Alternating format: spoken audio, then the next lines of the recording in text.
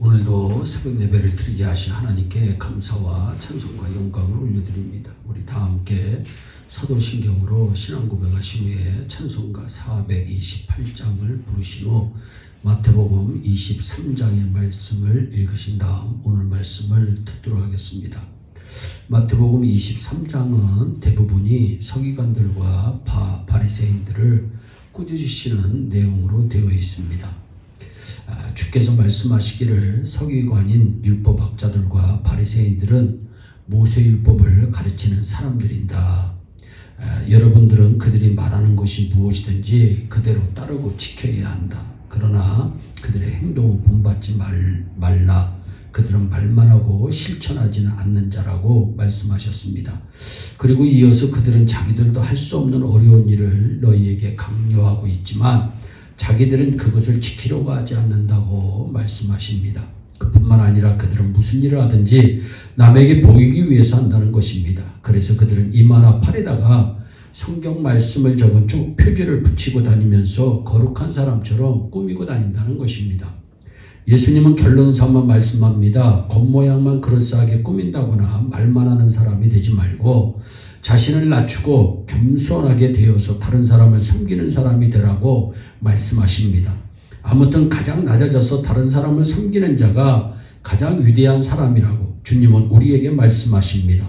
요컨대 주님이 말씀하신 요지는 실제적인 삶이 중요하다는 겁니다. 말만 늘어놓거나 겉으로만 거룩한 사람인 것처럼 보이려고만 할 게 아니라 실제로 자신을 낮추어 다른 사람을 섬기는 삶을 살아야 한다고 주께서 우리에게 가르쳐 주시는 말씀입니다.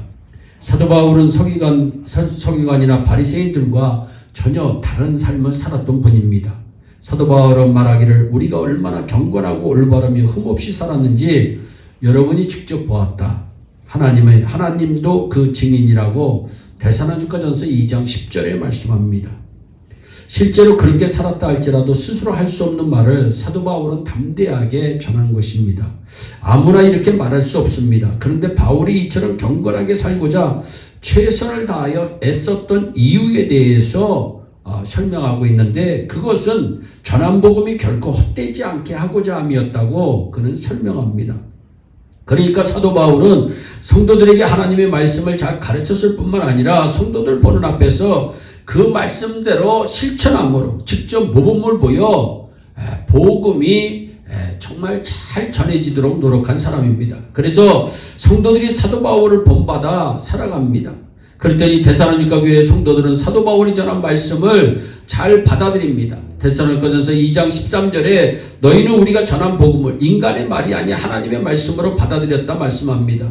그리고 그렇게 역사하도록 도와주신 하나님께 늘 감사드린다고 말씀합니다.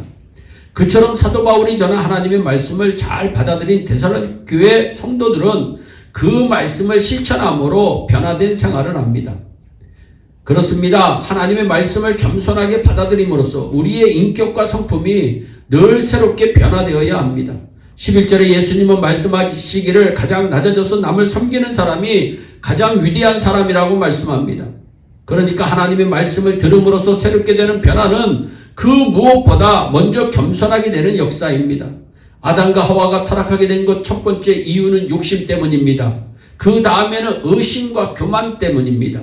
그런 거는 두 번째 아담으로 오신 예수님을 믿고 따르는 우리 모두는 무엇보다도 먼저 우리 안에 있는 욕심을 버려야 됩니다.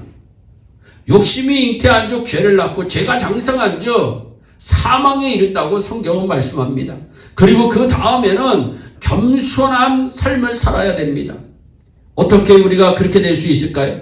하나님의 말씀을 듣게 되었을 때 그 말씀을 믿음으로 받아들일 때 우리는 욕심을 버릴 수도 있고 겸손하게 될 수도 있습니다.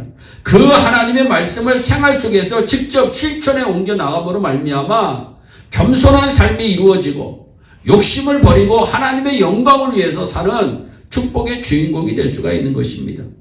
우리 모두 육신의 생각을 멀리하고 하나님께서 원하시는 뜻을 따라가야 합니다. 모세의 뒤를 이어 이스라엘의 지도자가 된 여호수아는 하나님께로부터 내가 모세를 아꼈던 것처럼 너도 아끼고 돌봐주리라 약속받습니다. 그렇지만 많은 백성들 이끌고 가나안 땅으로 들어가는 일이 결코 쉽지 않다는 것을 너무나 잘 알고 있었던 까닭에 여호수아는 두려움과 걱정에 휩싸이게 됩니다. 그때 하나님이 그에게 말씀합니다. 너는 힘을 내고 용기를 가져라. 장차 너는 백성을 이끌고 그 땅을 차지하게 될 것이라고 용기를 줍니다. 여호수아에게 용기를 준 것입니다. 그래서 여호수아는 용기를 내어서 이스라엘 백성들을 이끌고 가나안 땅을 향해서 전진해 나갈 수 있었던 것입니다. 그런데 마침 우기여서 요단강이 넘쳐 흐릅니다. 이때 여호수아는 인간적인 생각을 버리고 하나님만을 의지합니다. 할렐루야! 인간적인 생각이 앞서면 하나님의 영광이 나타날 수가 없습니다.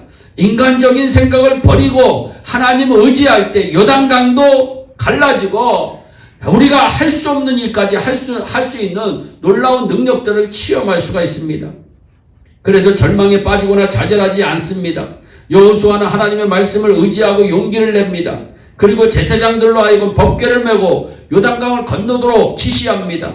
법궤는 하나님을 상징할 뿐 아니라 하나님의 말씀을 의미하기도 합니다. 여러분, 하나님의 말씀에 순종해서 지금 요단강을 건넌다는 것입니다. 죽으면 죽으리라고 하는 마음으로 정말 요단강을 건너는 것입니다.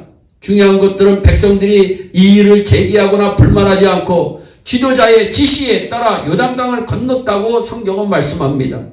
요컨대 성도들은 영적 지도자의 말을 듣고 겸손히 순종하는 신앙의 자세가 이루어져야 됩니다. 그래야 하나님이 함께하는 것이고 그와 동시에 하나님의 놀라운 능력이 우리 가운데 나타나는 것입니다.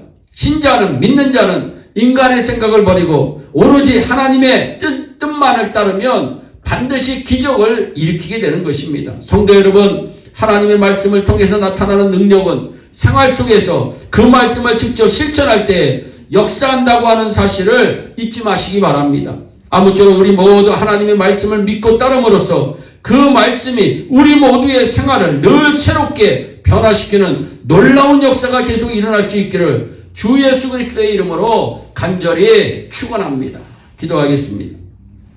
사랑의 하나님, 참 감사합니다. 하나님 아버지, 오늘도 마태복음 23장의 말씀을 통해서 우리를 교훈하여 주심을 감사합니다. 하나님, 말만 하는 신앙생활이 아니라 행동으로 옮기는 신앙생활이 되게 하여 주시되, 먼저 우리 안에 있는 모든 욕심을 버리게 하여 주시옵시고 오로지 하나님의 말씀에 순종하여 겸손히 섬기는 귀한 은혜가 우리의 일에 온 성도들에게 이루어지게 하여 주옵소서. 주님 없이는 살 수 없습니다. 고백하는 것, 고백의 은혜가 임하여지게 하여 주시고 어떠한 환경 가운데서도 감사함으로 그 환경을 이기고 승리할 수 있도록 은총을 베풀어 주시옵소서. 감사하고 예수님의 이름으로 기도하옵나이다. 아멘.